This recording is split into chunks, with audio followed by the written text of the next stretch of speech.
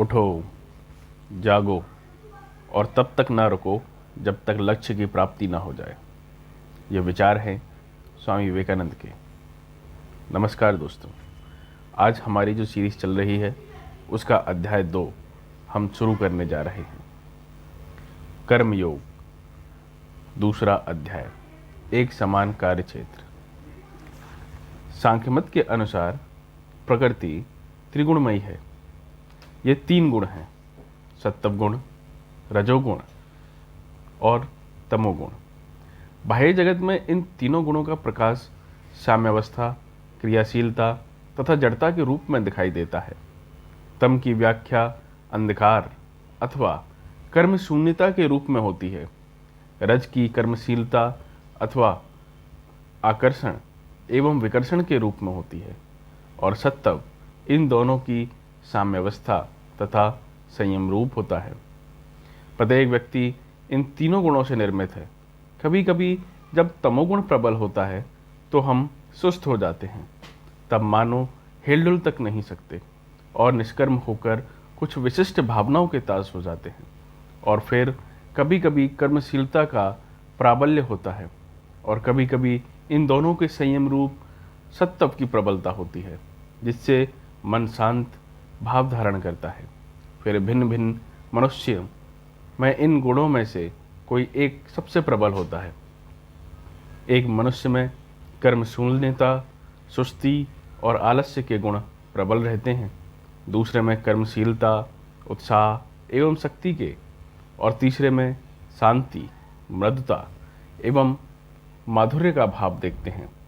जो पूर्वोक्त दोनों गुणों अर्थात कर्मशीलता और कर्म शून्यता का सामंजस्य रूप होता है। इस प्रकार संपूर्ण सृष्टि में पशुओं, वृक्षों और मनुष्यों में हमें इन विभिन्न गुणों का न्यूनाधिक मात्रा में वैशिष्ट्यपूर्ण प्रकाश दिखाई देता है। कर्मयोग का संबंध मुख्यतः इन 3 गुणों से है। कर्मयोग हमें यह बताता है कि उनका स्वरूप क्या है तथा उनका किस प्रकार उपयोग होना चाहिए। हमें अपना कार्य अच्छी तरह से करने की शिक्षा देता है। मानव समाज एक श्रेणीबद्ध संस्था है। इसके अंतर्गत सभी मनुष्य एक एक श्रेणी में विभक्त और भिन्न भिन्न सोपान में अवस्थित हैं। हम सभी जानते हैं कि सदाचार तथा कर्तव्य किसे कहते हैं, परंतु फिर भी हम देखते हैं कि भिन्न भिन्न देशों में सदाचार के संबंध में अलग अलग धारणाएं हैं। एक देश में जो बात सदाचार युक्त मानी जाती है, संभव है दूसरे देश में वही नितांत दुराचार समझी जाए। उदाहरण देखते हैं। एक देश में चचेरे भाई बहन आपस में विवाह कर सकते हैं, परंतु दूसरे देश में यही बात बहुत बुरी मानी जाती है। किसी देश में लोग अपनी साली से विवाह कर सकते हैं, परंतु यही बात दूसरे देश में बड़ी खराब समझी जाती है। फिर कहीं कहीं लोग एक ही बार विवाह कर सकते हैं और कहीं कहीं कई बार, इत्यादि इत्यादि। इसी प्रकार सदाचार की अन्य बातों के संबंध में भी विभिन्न देशों में बहुत भिन्न भिन्न धारणाएं रहती हैं। फिर भी हमारी यह धारणा है कि सदाचार का एक सार्वभौमिक आदर्श अवश्य है। यही बात कर्तव्य के बारे में भी है। भिन्न भिन्न जातियों में कर्तव्य के बारे में अलग अलग धारणाएं होती हैं। किसी देश में यदि एक मनुष्य कुछ विशिष्ट कार्य नहीं करता तो लोग उस पर दोषारोपण करते हैं, परंतु अन्य किसी देश में यदि वही मनुष्य वही कार्य करता है तो वहाँ के लोग कहते हैं कि उसने ठीक किया। फिर भी हम जानते हैं कि कर्तव्य का एक सार्वभौमिक आदर्श अवश्य है। इसी प्रकार एक समाज सोचता है कि कुछ विशिष्ट बातें ही कर्तव्य स्वरूप है, परंतु दूसरे समाज का विचार बिल्कुल विपरीत होता है और उन कार्यों को करना एक पातक समझेगा। अब हमारे सम्मुख 2 मार्ग खुले हैं। एक अज्ञानी का, जो सोचता है सत्य का मार्ग केवल एक ही है तथा अन्य सब भ्रमात्मक है, और दूसरा ज्ञानी का, जो मानता है कि हमारी मानसिक दशा तथा परिस्थिति के अनुसार कर्तव्य तथा सदाचार भिन्न भिन्न हो सकते हैं। अतएव जानने योग्य प्रधान बात यह है कि कर्तव्य तथा सदाचार के विभिन्न स्तर होते हैं और एक अवस्था के, एक परिस्थिति के कर्तव्य दूसरी परिस्थिति के कर्तव्य नहीं हो सकते। उदाहरण देखते हैं। सब महापुरुषों का उपदेश है कि अशुभ के प्रतिकार की चेष्टा नहीं करनी चाहिए। अशुभ का अप्रतिकार ही सर्वोच्च नैतिक आदर्श है। हम जानते हैं कि यदि हम लोग इस कहावत को पूर्णतः चरितार्थ करने लगें तो समाज के सारे बंधन ही छिन्न भिन्न हो जाएंगे। चोर और लुटेरे हमारे जान माल पर हाथ मारने लगेंगे और मनमानी करने लगेंगे। यदि इस प्रकार का अप्रतिकार धर्म एक दिन भी आचरण में लाया गया तो बहुत बड़ी गड़बड़ी मच जाएगी। परंतु फिर भी अपने हृदय के अंतरस्थल से हम अप्रतिकार रूप उपदेश की सत्यता भीतर ही भीतर अनुभव करते रहते हैं। हमें यह सर्वोच्च आदर्श प्रतीत होता है। परंतु यदि केवल इस मत का ही प्रचार किया जाए तब तो अधिकांश मनुष्यों को ही अन्यायकर्मी कहकर तिरस्कृत कर देना होगा। इतना ही नहीं बल्कि इसके द्वारा मनुष्यों को सदा यही अनुभव होने लगेगा कि वे अन्याय ही कर रहे हैं। उनके हृदय में प्रत्येक कार्य के बारे में संकल्प विकल्प सा होने लगेगा। उनका मन दुर्बल हो जाएगा तथा अन्य किसी व्यसन की अपेक्षा आत्मधिक्कार उनमें अधिक दुर्गुणों का संचार कर देगा। जो व्यक्ति अपने प्रति घृणा करने लगेगा उसके पतन का द्वार खुल जाएगा। और यही बात जाति के संबंध में भी घटित होती है। हमारा पहला कर्तव्य यह है कि हम अपने प्रति घृणा ना करें, क्योंकि आगे बढ़ने के लिए यह आवश्यक है कि पहले हम स्वयं में विश्वास रखें और फिर ईश्वर में। जिसे स्वयं में विश्वास नहीं उसे ईश्वर में कभी विश्वास नहीं हो सकता। अतएव हमारे लिए जो एकमात्र रास्ता रह जाता है वह यह है कि हम समझ लें कि कर्तव्य तथा सदाचार की धारणा विभिन्न परिस्थितियों के अनुसार बदलती रहती है। यह बात नहीं कि जो मनुष्य अशुभ का प्रतिकार कर रहा है वह कोई ऐसा काम है जो सदा और स्वभावतः अन्यायपूर्ण है, वरन भिन्न भिन्न परिस्थितियों के अनुसार अशुभ का प्रतिकार करना उसका कर्तव्य ही हो सकता है। संभव है श्रीमद् भगवद गीता का 2वां अध्याय पढ़कर तुम पाश्चात्य देश वालों में से बहुत को आश्चर्य हुआ हो, क्योंकि उस अध्याय में भगवान श्री कृष्ण ने अर्जुन को कपटी तथा डरपोक कहा है। और वह इसलिए कि अर्जुन ने अपने संबंधियों तथा मित्रों से यह कहकर लड़ने अथवा संघर्ष करने से इनकार कर दिया कि अहिंसा परम धर्म है। हमारे लिए समझने की यह बड़ी बात है कि प्रत्येक कार्य की दोनों चरम विपरीत अवस्थाएं एक सदृश दिखाई देती हैं। चरम अस्ति और चरम नास्ति दोनों सदैव एक समान दिखाई देते हैं। उदाहरणार्थ, आलोक का स्पंदन यदि अत्यंत मृदु होता है तो हम उसे नहीं देख सकते, और इसी प्रकार जब वह अत्यंत द्रुत होता है तब भी हम उसे देखने में असमर्थ होते हैं। शब्द के संबंध में भी ठीक ऐसा ही है। ना तो उसके बहुत मृदु होने पर हम उसे सुन सकते हैं और ना ही उसके बहुत उच्च होने पर हम उसे सुन सकते हैं। इसी प्रकार का भेद प्रतिकार तथा अप्रतिकार में है। एक मनुष्य इसलिए प्रतिकार नहीं करता कि वह कमजोर है, सुस्त है, असमर्थ है। दूसरी ओर एक दूसरा मनुष्य जो यह जानता है कि यदि वह चाहे तो जबरदस्त प्रतिकार कर सकता है, परंतु फिर भी वह केवल अप्रतिकार ही नहीं करता, वरन अपने शत्रुओं के प्रति शुभ कामनाएं भी प्रकट करता है। अतः वह मनुष्य जो दुर्बलता के कारण प्रतिकार नहीं करता पापग्रस्त होता है और इसलिए अप्रतिकार से कोई लाभ नहीं उठा सकता। परंतु दूसरा मनुष्य यदि प्रतिकार करे तो वह भी पाप का भागी होता है। बुद्ध ने जो अपना राज वैभव तथा सिंहासन छोड़ दिया उसे हम सच्चा त्याग कह सकते हैं, परंतु एक भिखारी के संबंध में त्याग का कोई प्रश्न ही नहीं उठता, क्योंकि उसके पास तो त्याग करने को कुछ है ही नहीं। अतएव जब हम अप्रतिकार तथा आदर्श प्रेम की बात करते हैं तब यह विशेष रूप से नज़र में रखना चाहिए अवश्य है कि हम किस विषय की ओर लक्ष्य कर रहे हैं। हमें पहले यह ध्यानपूर्वक सोच लेना चाहिए कि हमें प्रतिकार की शक्ति है भी या नहीं। तब फिर शक्तिशाली होते हुए भी यदि हम प्रतिकार ना करें तो वास्तव में हम एक महान कार्य करते हैं। परंतु यदि हम प्रतिकार कर ही ना सकते हों और फिर भी भ्रमवश यह सोचते रहें कि हम उच्च प्रेम की प्रेरणा से ही कार्य कर रहे हैं तो यह पहले के ठीक विपरीत ही होगा। अपने विपक्ष में शक्तिशाली सेना को खड़ी देखकर अर्जुन बुजदिल हो गया। उसके प्रेम ने उसे अपने देश तथा राजा के प्रति अपने कर्तव्य को भुला दिया। इसलिए तो भगवान श्री कृष्ण ने उनसे कहा कि तू ढोंगी है। एक ज्ञानी के सदृश तू बातें तो करता है, परंतु तेरे कर्म बुजदिल जैसे हैं। इसलिए तू उठ, खड़ा हो और युद्ध कर। यह है कर्मयोग का असली भाग। कर्मयोगी वही है जो समझता है कि सर्वोच्च आदर्श अप्रतिकार है, जो जानता है कि यह अप्रतिकार ही मनुष्य की आंतरिक शक्ति का उच्चतम विकास है, और जो यह भी जानता है कि जिसे हम अन्याय का प्रतिकार कहते हैं वह इस अप्रतिकार रूप उच्चतम शक्ति की प्राप्ति के मार्ग में केवल एक सीढ़ी मात्र है। इस सर्वोच्च आदर्श को प्राप्त करने के पहले अन्याय का प्रतिकार करना मनुष्य का कर्तव्य है। पहले वह कार्य करे, युद्ध करे, यथाशक्ति प्रतिद्वंदिता करे। जब उसमें प्रतिकार की वह शक्ति आ जाएगी, केवल तभी अप्रतिकार उसके लिए एक गुण स्वरूप होगा।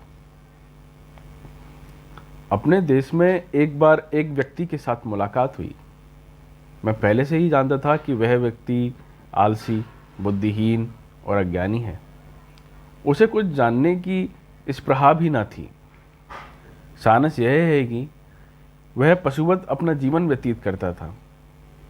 उसने मुझसे प्रश्न किया, भगवान को प्राप्ति के लिए मुझे क्या करना चाहिए? मैं किस प्रकार मुक्त हो सकूंगा?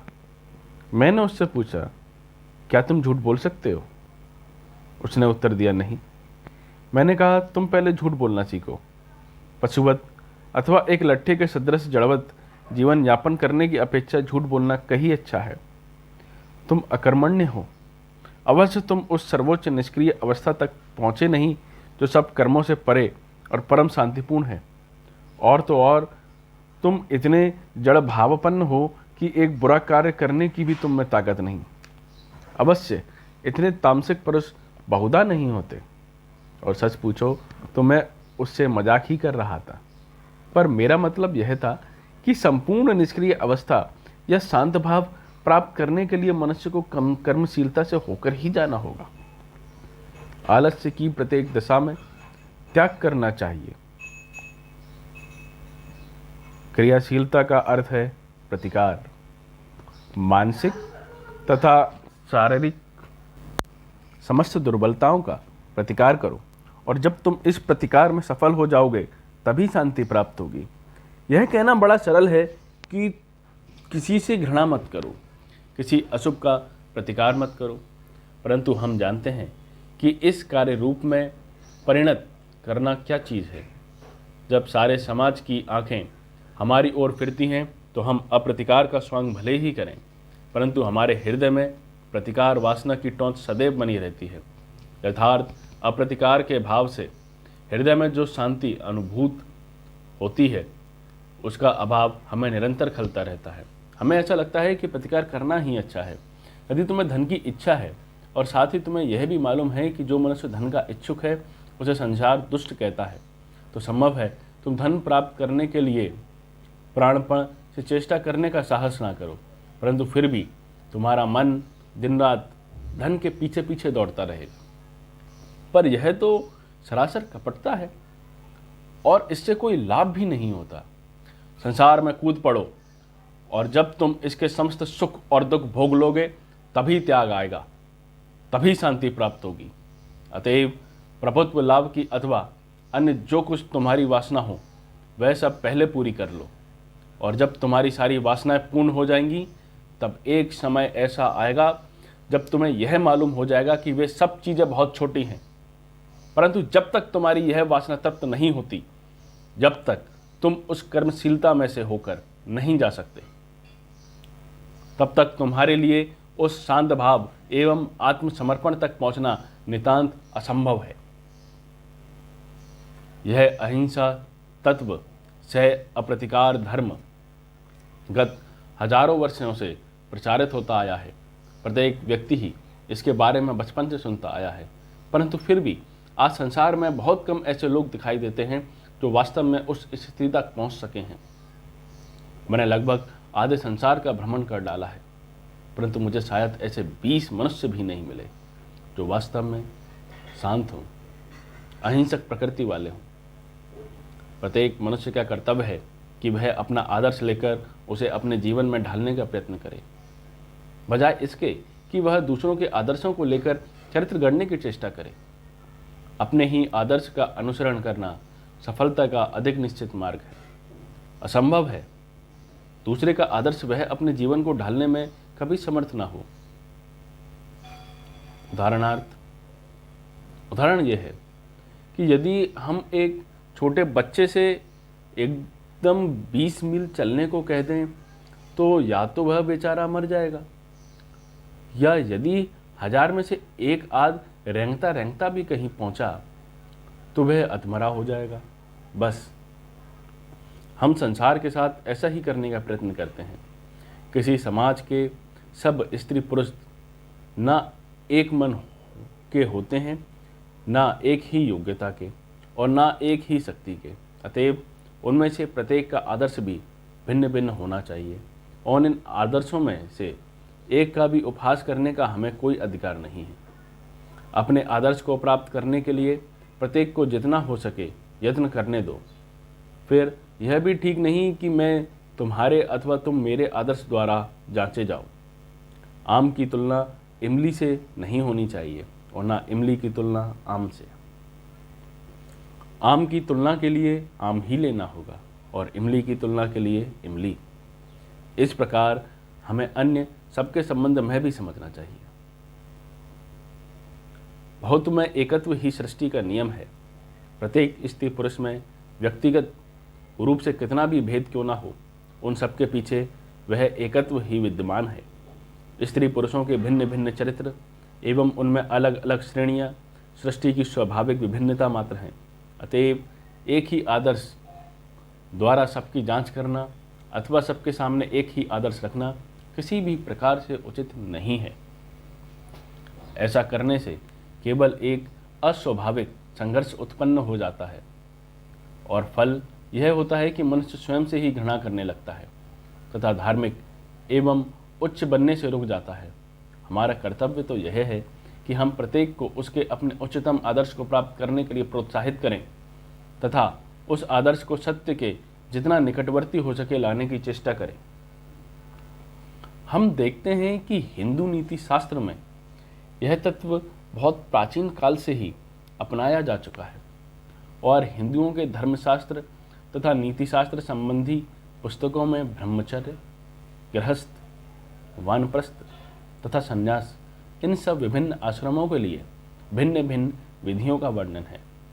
हिंदू शास्त्रों के अनुसार मानव जाति के साधारण कर्तव्यों के अतिरिक्त प्रत्येक मनुष्य के जीवन में कुछ विशेष कर्तव्य होते हैं। एक हिंदू को पहले ब्रह्मचर्य आश्रम अर्थात छात्र जीवन का आलंबन करना पड़ता है। उसके बाद वह विवाह करके गृहस्थ हो जाता है। वृद्धावस्था में गृहस्थ आश्रम से अवकाश लेकर वह वानप्रस्थ धर्म का अवलंबन करता है और अंत में वह संसार को त्याग कर सन्यासी हो जाता है। जीवन के इन भिन्न भिन्न आश्रमों में भिन्न भिन्न कर्तव्य होते हैं। वास्तव में इन आश्रमों में कोई किसी से श्रेष्ठ नहीं है। एक गृहस्थ का जीवन भी उतना ही श्रेष्ठ है जितना कि एक ब्रह्मचारी का, जिसने अपना जीवन धर्म कार्य के लिए उत्सर्ग कर दिया है। सड़क का भंगी भी उतना ही उच्च है और श्रेष्ठ है जितना कि एक सिंहासनरूढ़ राजा। थोड़ी देर के लिए उसे गद्दी पर से उतार दो और उसे मेहतर का काम दो, फिर देखें वह कैसा काम करता है। इसी प्रकार उस मेहतर को राजा बना दो, देखें वह कैसा राज्य चलाता है। यह कहना व्यर्थ है कि गृहस्थ से सन्यासी श्रेष्ठ है। संसार को छोड़कर स्वच्छंद और शांत जीवन में रहकर ईश्वर की उपासना करने की अपेक्षा संसार में रहते हुए ईश्वर की उपासना करना बहुत कठिन है। आज तो भारत में जीवन के ये 4 आश्रम घटकर केवल 2 ही रह गए हैं। एक तो गृहस्थ और दूसरा संन्यास। गृहस्थ विवाह करता है और नागरिक बनकर अपने कर्तव्यों का पालन करता है तथा सन्यासी अपनी समस्त शक्तियों को केवल ईश्वर उपासना एवं धर्मोपदेश में लगा देता है। मैं अब महानिर्माण तंत्र से गृहस्थ के कर्तव्य संबंधी कुछ श्लोकों का अर्थ कहता हूँ। यह सुनकर तुम देखोगे कि किसी व्यक्ति के लिए गृहस्थ होकर अपने सब कर्तव्यों का उचित रूप से पालन करना कितना कठिन है। गृहस्थ को ब्रह्मनिष्ठ होना चाहिए तथा ब्रह्म ज्ञान का लाभ ही उसके जीवन का चरम लक्ष्य होना चाहिए, परंतु फिर भी उसे निरंतर अपने सब कर्म करते रहना चाहिए, अपने कर्तव्यों का पालन करते रहना चाहिए और अपने समस्त कर्मों के फलों को ईश्वर को अर्पण कर देना चाहिए। कर्म करके कर्मफल की आकांक्षा न करना, किसी मनुष्य की सहायता करके उससे किसी प्रकार की कृतज्ञता की आशा न रखना, कोई सत्कर्म करके भी इस बात की ओर ध्यान तक न देना कि वह हमें यश और कीर्ति देगा अथवा नहीं, इस संसार में सबसे कठिन बात है। संसार जब तारीफ करने लगता है तब एक निहायत बुज़दिल भी बहादुर बन जाता है। समाज के समर्थन तथा प्रशंसा से एक मूर्ख भी विरोचित कार्य कर सकता है, परंतु अपने आसपास के लोगों की निंदा स्तुति की बिल्कुल परवाह न करते हुए सर्वदा सत्कार्य में लगे रहना वास्तव में सबसे बड़ा त्याग है। और सुने, गृहस्थ का प्रधान कर्तव्य जीविकोपार्जन करना है, परंतु उसे ध्यान रखना चाहिए कि वह झूठ बोलकर, दूसरों को धोखा देकर तथा चोरी करके ऐसा ना करे। और उसे यह भी याद रखना चाहिए कि उसका जीवन ईश्वर सेवा और गरीबों की सेवा के लिए ही है। इस प्रकार यह समझकर कि माता और पिता ईश्वर के साक्षात रूप हैं, गृहस्थ को चाहिए कि वह उनके सदैव सब प्रकार से प्रसन्न रखे, क्योंकि यदि उसके माता पिता प्रसन्न रहते हैं तो ईश्वर उसके प्रति प्रसन्न होते हैं। अपने माता पिता के सम्मुख उद्धता, परिहास, चंचलता अथवा क्रोध प्रकट न करें। वह पुत्र वास्तव में श्रेष्ठ है जो अपने माता पिता के प्रति एक भी कटु शब्द नहीं कहता। माता पिता के दर्शन कर उसे चाहिए कि वह उन्हें आदरपूर्वक प्रणाम करे। उनके आने पर वह खड़ा हो जाए और जब तक वे उसे बैठने को ना कहें तब तक ना बैठे। जो गृहस्थ अपने माता पिता, बच्चों, स्त्री तथा अतिथि को भोजन कराए स्वयं कर लेता है, वह पाप का भागी होता है और नरक का अधिकारी होता है। माता पिता द्वारा ही यह शरीर उत्पन्न हुआ है, अतएव उन्हें प्रसन्न करने के लिए मनुष्य को हजार हजार कष्ट भी सहने चाहिए। यही सनातन धर्म है। इसी प्रकार मनुष्य का अपनी स्त्री के प्रति भी कर्तव्य है। गृहस्थ को अपनी स्त्री को कभी डांटना नहीं चाहिए और उसका मातृवत पालन करना चाहिए। यदि उसकी स्त्री साध्वी और पतिव्रता है तो वह कष्ट में भी उसका त्याग न करे। जो मनुष्य अपनी स्त्री के अतिरिक्त किसी दूसरी स्त्री का कलुषित मन से चिंतन करता है, वह घोर नरक में जाता है। ज्ञानी मनुष्य को चाहिए कि वह पर स्त्री के साथ एकांत में शयन या वास न करे, स्त्रियों के सम्मुख अनुचित बात न कहे और ना मैंने यह किया वह किया आदि कहकर अपने मुख से अपनी बड़ाई करे। अपनी स्त्री को धन, वस्त्र, प्रेम, श्रद्धा एवं अमृत तुल्य वाक्य द्वारा प्रसन्न करे और उसे किसी प्रकार का क्षुब्ध ना करे। जो पुरुष अपनी पतिव्रता स्त्री का प्रेम भाजन बनने में सफल होता है, उसे समझो कि अपने स्वधर्म के आचरण में सफलता मिल गई। अब पुत्र कन्या के प्रति गृहस्थ के जो कर्तव्य हैं उन्हें देखें। 4 वर्ष की अवस्था तक पुत्रों को खूब लाड़ प्यार करना चाहिए। फिर 16 वर्ष की अवस्था तक उन्हें नानाविध सद्गुणों और विद्याओं की शिक्षा देनी चाहिए। जब वे 20 वर्ष के हो जाएं, उन्हें किसी गृहकर्म में लगा देना चाहिए। तब पिता को चाहिए कि वह उन्हें अपनी बराबरी का समझकर उनके प्रति स्नेह प्रदर्शित करे। ठीक इसी तरह कन्याओं का भी लालन पालन करना चाहिए। उनकी शिक्षा बहुत ध्यानपूर्वक होनी चाहिए और जब उनका विवाह हो तो पिता को उन्हें धन, आभूषण आदि देना चाहिए। इसी प्रकार गृहस्थ को अपने भाई बहन, भतीजे भांजे तथा अन्य सगे संबंधी, मित्र एवं नौकर का भी पालन करना चाहिए और उन्हें संतुष्ट रखना चाहिए। फिर गृहस्थ को यह भी चाहिए कि वह स्वधर्मत अपने ग्रामवासियों, अभ्यागतों और उदासीनों का पालन करे। धर्म संपन्न होते हुए भी जो गृहस्थ अपने कुटुंबियों तथा निर्धनों की सहायता नहीं करता वह निंदनीय और पापी है, उसे तो पशुतुल्य ही समझना चाहिए। गृहस्थ को अत्यंत निद्रा, आलस्य, देह की सेवा, केश विन्यास तथा भोजन वस्त्र में आसक्ति का त्याग करना चाहिए। उसे आहार, निद्रा, भाषण, मैथुन इत्यादि सब बातें परिमित रूप से करनी चाहिए। उसे अकपट, नम्र, बाह्याभ्यंतर, सोच स्पंदन, निरालस्य और उद्योगशील होना चाहिए। गृहस्थ को अपने शत्रु के समान शूर होना चाहिए और गुरु एवं बहुजनों के समक्ष नम्र। शत्रु के सम्मुख शूरता प्रकट करके उसे उस पर शासन करना चाहिए। यह गृहस्थ का आवश्यक कर्तव्य है। गृहस्थ को घर के कोने में बैठकर रोना और अहिंसा परमो धर्म कहकर खाली गाल नहीं बजाने चाहिए। यदि वह शत्रु के सम्मुख वीरता नहीं दिखाता है तो वह अपने कर्तव्य की अवहेलना करता है, किंतु अपने बंधु बांधव, आत्मीय स्वजन एवं गुरु के निकट उसे गौ के समान शांत एवं निरय भाव का अवलंबन करना चाहिए।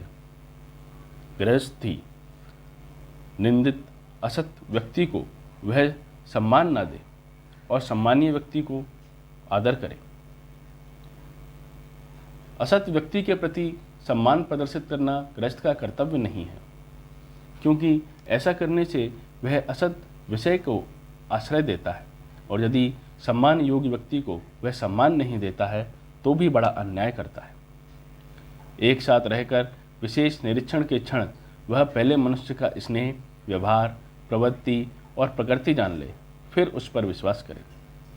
ऐसे गैर जिस किसी भी व्यक्ति के साथ मित्रता न कर बैठे, जिसके साथ उसे मित्रता करने की इच्छा हो, उसके कार्यकलाप तथा अन्य लोगों के साथ उसके व्यवहार की वह पहले भांति भांति जांच कर ले और फिर उससे मित्रता करे। धर्मज्ञ गृहस्थ व्यक्ति को चाहिए कि वह अपना यश, पौरुष, दूसरों की बताई हुई गुप्त बात तथा दूसरों के प्रति उसने जो कुछ उपकार किया है, इन सबका वर्णन सर्वसाधारण के सम्मुख न करे।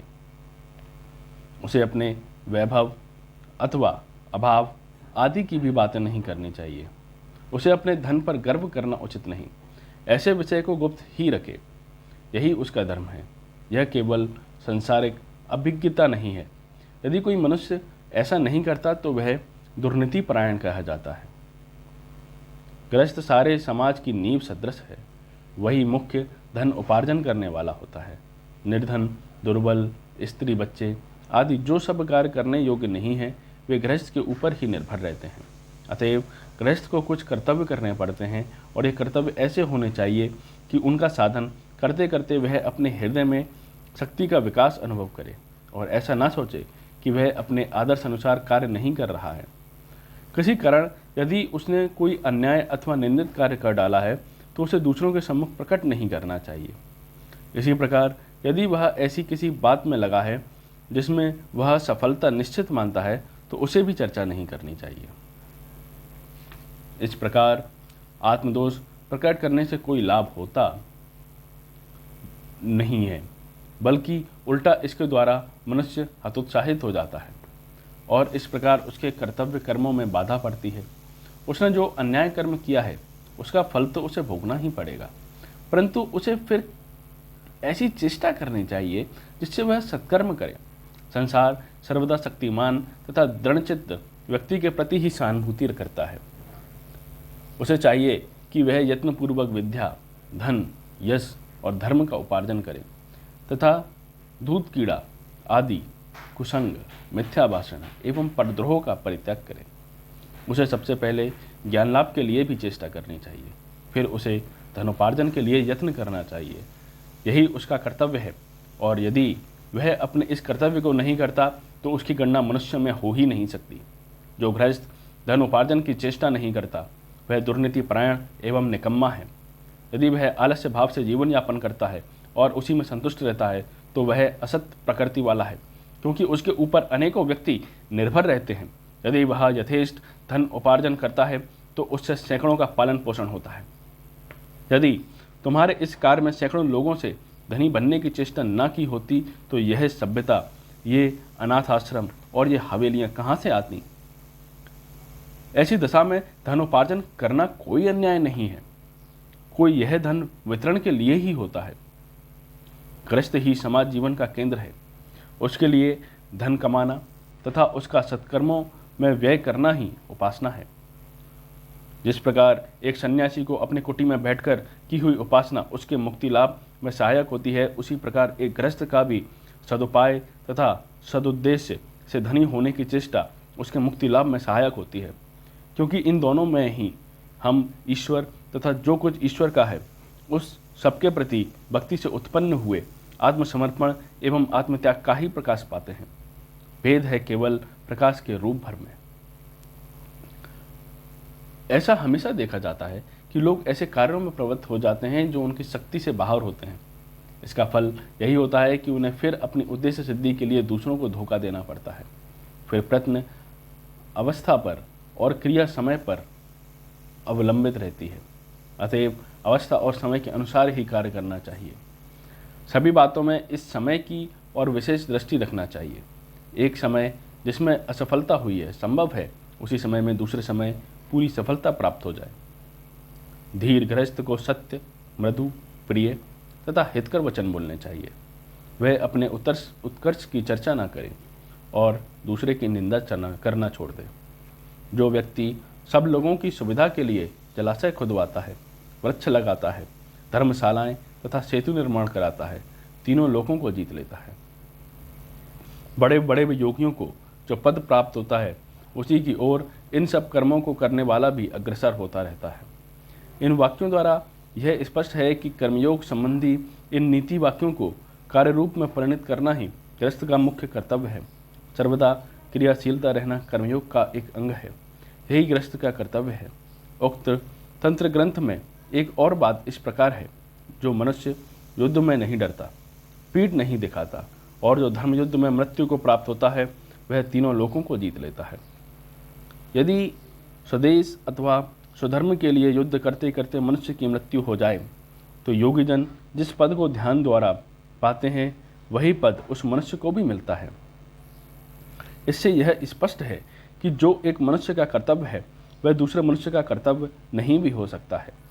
परंतु साथ ही साथ शास्त्र किसी के भी कर्तव्य को हीन अथवा उन्नत नहीं कहते। विभिन्न देश काल तथा पात्र के अनुसार कर्तव्य भी भिन्न भिन्न होते हैं और हम जिस अवस्था में रहें उसी के उपयोगी कर्तव्य हमें करने चाहिए। इन सब में हमें एक भाव यह मिलता है कि दुर्बलता मात्र ही सर्वदा घृणा का पात्र है। हमारे दर्शन, धर्म अथवा कर्म के भीतर, हमारी समस्त शास्त्रीय शिक्षाओं के भीतर यही एक मुख्य भाव है जो मुझे पसंद आता है। यदि तुम वेदों को पढ़ो तो देखोगे कि उनमें नाभ्येत अभीह अर्थात किसी से भी डरना नहीं चाहिए, यह बात बार बार कथित हुई है। भय दुर्बलता का चिन्ह है और यह दुर्बलता ही मनुष्य को ईश्वर प्राप्ति के मार्ग से हटाकर उसे नाना प्रकार के पाप कर्मों की ओर खींच लेती है। इसलिए संसार के उपहास अथवा व्यंग की ओर तनिक भी ध्यान न देकर मनुष्य को निर्भय होकर अपने कर्तव्य करते रहना चाहिए। यदि मनुष्य संसार से विरक्त होकर ईश्वर उपासना में लग जाए तो उसे यह नहीं समझना चाहिए कि जो लोग संसार में रहकर संसार के हित के लिए कार्य करते हैं वे ईश्वर की उपासना नहीं करते, और ना अपने स्त्री बच्चों के लिए संसार में रहने वाले गृहस्थों को ही यह सोचना चाहिए कि जिन लोगों ने संसार त्याग दिया है वे आलसी और घृणित जीव हैं। अपने अपने स्थान में सभी बड़े हैं। इस संबंध में मुझे एक कहानी का स्मरण आता है। एक राजा था।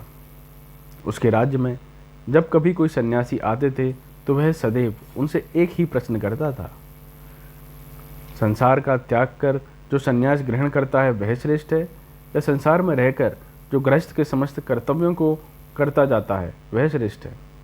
अनेक विद्वान लोगों ने उसके इस प्रश्न का उत्तर देने का प्रयत्न किया। कुछ लोगों ने कहा कि सन्यास श्रेष्ठ है। यह सुनकर राजा ने इसे सिद्ध करने को कहा। जब वे सिद्ध न कर सके तो उन्हें विवाह करके गृहस्थ हो जाने की आज्ञा दी। कुछ और लोग आए और उन्होंने कहा सर्वधर्मपरायण गृहस्थ ही श्रेष्ठ है। राजा ने उनसे भी उसी बात के लिए प्रमाण मांगा, पर जब वे प्रमाण न दे सके तो राजा ने उन्हें भी गृहस्थ हो जाने की आज्ञा दी। अंत में एक तरुण सन्यासी आया। राजा ने उनसे भी उसी प्रकार प्रश्न किया। सन्यासी ने कहा, हे राजन, अपने अपने स्थान में दोनों ही श्रेष्ठ हैं, कोई भी कम नहीं है। राजा ने उसका प्रमाण मांगा। सन्यासी ने उत्तर दिया, हाँ, मैं इसे सिद्ध कर दूंगा, परंतु तुम्हें मेरे साथ आना होगा और कुछ दिन मेरे ही समान जीवन व्यतीत करना होगा, तभी मैं तुम्हें अपनी बात का प्रमाण दे सकूंगा। राजा ने सन्यासी की बात स्वीकार कर ली और उनके पीछे पीछे हो लिया। वह उन सन्यासी के साथ अपने राज्य की सीमा को पार कर अनेक देशों में से होता हुआ एक बड़े राज्य में आ पहुंचा। उस राज्य की राजधानी में एक बड़ा उत्सव मनाया जा रहा था। राजा और सन्यासी ने संगीत और नगाड़ों के शब्द सुने और डोरी पीटने वालों की आवाज़ भी। लोग सड़कों पर सज्जित होकर कतारों में खड़े थे। उसी समय कोई एक विशेष घोषणा की जा रही थी। उपर्युक्त राजा और सन्यासी भी यह सब देखने के लिए वहां खड़े हो गए। घोषणा करने वाले ने चिल्लाकर कहा, इस देश की राजकुमारी का स्वयंवर होने वाला है। राजकुमारियों का अपने देश के लिए इस प्रकार पति चुनना भारतवर्ष में एक पुराना रिवाज था। अपने भावी पति के संबंध में प्रत्येक राजकुमारी के अलग अलग विचार होते थे। कोई अत्यंत रूपवान पति चाहती थी, कोई अत्यंत विद्वान, कोई अत्यंत धनवान, आदि आदि। अड़ोस पड़ोस के राज्यों के राजकुमार सुंदर से सुंदर ढंग से अपने को सजाकर राजकुमारी के सम्मुख उपस्थित होते थे। कभी कभी उन राजकुमारों के भी भाट होते थे जो उनके गुणों का गान करते थे तथा यह दर्शाते थे कि उन्हीं का वर्ण किया जाए। राजकुमारी को एक सजे हुए सिंहासन पर बिठाकर आलीशान ढंग से सभा के चारों ओर ले जाया जाता था। वह उन सबके सामने जाती और उनका गुणगान सुनती। यदि उसे कोई राजकुमार नापसंद होता तो वह अपने वाहकों से कहती, आगे बढ़ो, और उसके पश्चात उस नापसंद राजकुमार का कोई ख्याल तक न किया जाता था। यदि राजकुमारी किसी राजकुमार से प्रसन्न हो जाती तो वह उसके गले में वरमाला डाल देती थी और वह राजकुमार उसका पति हो जाता। जिस देश में यह राजा और सन्यासी आए हुए थे उस देश में इसी प्रकार का स्वयंवर हो रहा था। यह राजकुमारी संसार के अद्वितीय सुंदरी थी और उसका भावी पति ही उसके पिता के बाद उस राज्य का उत्तराधिकारी होने वाला था। इस राजकुमारी का विचार एक अत्यंत सुंदर पुरुष से विवाह करने का था, परंतु उसे योग्य व्यक्ति मिलता ही नहीं था। कई बार उसके लिए स्वयंवर रचे गए पर राजकुमारी को अपने मन का पति नहीं मिला। इस बार का स्वयंवर बड़ा सुंदर था। अन्य सभी अप्सरों की अपेक्षा इस बार अधिक लोग आए थे। राजकुमारी रत्न जटित सिंहासन पर बैठकर आई और उसके वाहक उसे एक राजकुमार के सामने से दूसरे के सामने ले गए, परंतु उसने किसी की ओर देखा तक नहीं। सभी लोग निराश हो गए और सोचने लगे कि क्या अन्य अफसरों की भांति इस बार को स्वयंवर भी असफल ही रहेगा। इतने ही में वहां एक दूसरा तरुण सन्यासी आ पहुंचा। वह इतना सुंदर था कि मानो सूर्यदेव ही आकाश छोड़कर स्वयं पृथ्वी पर उतर आए हों। वह आकर सभा के एक ओर खड़ा हो गया और जो कुछ हो रहा था उसे देखने लगा। राजकुमारी का सिंहासन उसके समीप आया और जैसे ही उसने उस सुंदर सन्यासी को देखा वैसे ही वहां रुक गई और उसके गले में वरमाला डाल दी। तरुण सन्यासी ने एकदम माला को रोक लिया और यह कहते हुए, छी छी, यह क्या है, उसे फेंक दिया। उसने कहा, मैं सन्यासी हूं, मुझे विवाह से क्या प्रयोजन। उस देश के राजा ने सोचा कि शायद निर्धन होने के कारण यह राजकुमारी से विवाह करने का साहस नहीं कर रहा है, अतएव उसने उससे कहा, देखो, मेरी कन्या के साथ तुम्हें मेरा आधा राज्य भी मिल जाएगा और संपूर्ण राज्य मेरी मृत्यु के बाद। और यह कहकर उसने सन्यासी के गले में फिर माला डाल दी। उस युवा सन्यासी ने माला फिर निकाल कर फेंक दी और कहा, छी, यह सब क्या झंझट है, मुझे विवाह से क्या मतलब। और यह कहकर वह तुरंत सभा छोड़कर चला गया। इधर राजकुमारी इस युवा पर इतना मोहित हो गई कि उसने कह दिया, मैं इसी मनुष्य से विवाह करूंगी, नहीं तो प्राण त्याग दूंगी। और राजकुमारी सन्यासी के पीछे पीछे उसे लौटा लाने के लिए चल पड़ी। इसी अवसर पर अपने पहले सन्यासी ने, जो राजा को यहाँ लाए थे, राजा से कहा, राजन चलिए, इन दोनों के पीछे हम दोनों भी चलें। निदान वे उनके पीछे पीछे काफ़ी फासला रखते हुए चलने लगे। यह युवा सन्यासी, जिसने राजकुमारी से विवाह करने से इनकार कर दिया था, कई मील निकल गया और अंत में एक जंगल में घुस गया। उसके पीछे राजकुमारी थी और उन दोनों के पीछे ये दोनों थे। तरुण सन्यासी उस वन में भली भांति परिचित था तथा वहाँ के सारे जटिल रास्तों का उसे ज्ञान था। वह एकदम एक ऐसे रास्ते में घुस गया और अदृश्य हो गया। राजकुमारी उसे फिर देख नहीं सकी। उसे काफ़ी देर ढूंढने के बाद अंत में वह एक वृक्ष के नीचे बैठ गई और रोने लगी, क्योंकि उसे बाहर निकलने का मार्ग नहीं मालूम था। इतने में यह राजा और सन्यासी उसके पास आए और उससे कहा, बेटी रो मत, हम तुम्हें इस जंगल से बाहर निकाल ले चलेंगे, परंतु अभी बहुत अंधेरा है, जिसे रास्ता ढूंढना सहज नहीं है। यहीं एक बड़ा पेड़ है, आओ इसके नीचे हम सब विश्राम करें और सवेरा होते ही हम तुम्हें मार्ग बता देंगे। अब उस पेड़ की एक डाली पर एक छोटा चीड़ा और उसकी स्त्री तथा उसके 3 बच्चे रहते थे। उस चीड़ा ने पेड़ के नीचे इन तीनों लोगों को देखा और अपनी स्त्री से कहा, देखो हमारे यहाँ ये लोग अतिथि हैं, जाड़े का मौसम है, हम लोग क्या करें, हमारे पास आग तो है नहीं। यह कहकर वह उड़ गया और एक जलती हुई लकड़ी का टुकड़ा अपनी चोंच में दबाकर लाया और उसे अतिथियों के सामने गिरा दिया। उन्होंने उसमें लकड़ी लगा लगा कर खूब आग तैयार कर ली, परंतु चीड़ा को फिर भी संतोष न हुआ। उसने अपनी स्त्री से कहा, बताओ अब हमें क्या करना चाहिए। ये लोग भूखे भी हैं और इन्हें खिलाने के लिए हमारे पास कुछ भी नहीं है। हम लोग गृहस्थ हैं और हमारा धर्म है कि जो कोई हमारे घर आए उसे हम भोजन कराएं। जो कुछ मेरी शक्ति में है मुझे अवश्य करना चाहिए। मैं उन्हें अपना ये शरीर ही दे दूंगा। ऐसा कहकर वह आग में कूद पड़ा और भुन गया। अतिथियों ने उसे आग में गिरता देखा, उसे बचाने का प्रयत्न भी किया, परंतु बचा नहीं सके।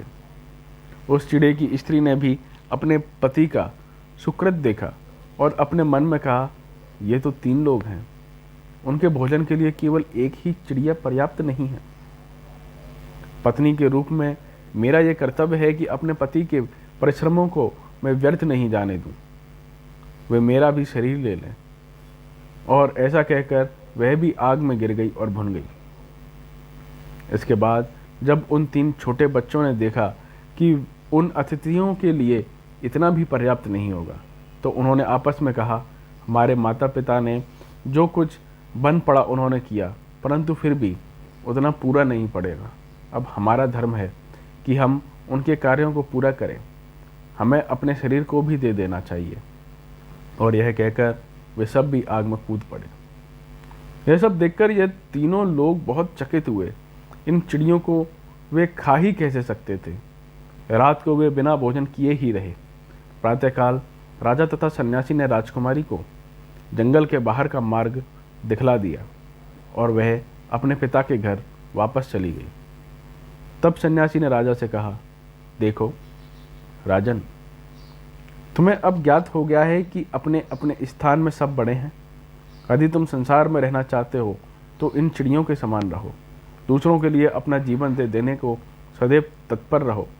और यदि तुम संसार छोड़ना चाहते हो तो उस युवा सन्यासी के समान हो, जिसके लिए वह परम सुंदरी स्त्री और एक राजा भी तृणवत था। यदि गृहस्थ होना चाहते हो तो दूसरों के हित के लिए अपना जीवन अर्पित कर देने के लिए तैयार रहो। और यदि तुम्हें संन्यास जीवन की इच्छा है तो सौंदर्य, धर्म तथा अधिकार की और आंख तक ना उठाओ। अपने अपने स्थान में सब श्रेष्ठ हैं, परंतु एक का कर्तव्य दूसरे का कर्तव्य नहीं हो सकता। दोस्तों, हम आगे का अध्याय कल देखेंगे। जिसका शीर्षक है कर्म का रहस्य। इस चैनल को सब्सक्राइब कर दें और लाइक भी कर दें, और यदि कोई त्रुटि हो गई हो तो कमेंट बॉक्स में अवश्य लिखें। धन्यवाद। उठो, जागो और तब तक ना रुको जब तक लक्ष्य की प्राप्ति ना हो जाए। ये विचार हैं स्वामी विवेकानंद के। नमस्कार दोस्तों, आज हमारी जो सीरीज चल रही है उसका अध्याय 2 हम शुरू करने जा रहे हैं। कर्म योग, दूसरा अध्याय, एक समान कार्य क्षेत्र। सांख्य मत के अनुसार प्रकृति त्रिगुणमयी है। ये 3 गुण हैं, सत्व गुण, रजोगुण और तमोगुण। बाह्य जगत में इन तीनों गुणों का प्रकाश साम्यावस्था, क्रियाशीलता तथा जड़ता के रूप में दिखाई देता है। तम की व्याख्या अंधकार अथवा कर्म शून्यता के रूप में होती है। रज की कर्मशीलता अथवा आकर्षण एवं विकर्षण के रूप में होती है, और सत्व इन दोनों की साम्यावस्था तथा संयम रूप होता है। प्रत्येक व्यक्ति इन तीनों गुणों से निर्मित है। कभी कभी जब तमोगुण प्रबल होता है तो हम सुस्त हो जाते हैं, तब मानो हिलडुल तक नहीं सकते और निष्कर्म होकर कुछ विशिष्ट भावनाओं के तास हो जाते हैं। और फिर कभी कभी कर्मशीलता का प्राबल्य होता है, और कभी कभी इन दोनों के संयम रूप सत्व की प्रबलता होती है, जिससे मन शांत भाव धारण करता है।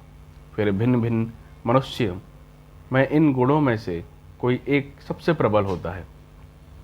एक मनुष्य में कर्म शून्यता, सुस्ती और आलस्य के गुण प्रबल रहते हैं। दूसरे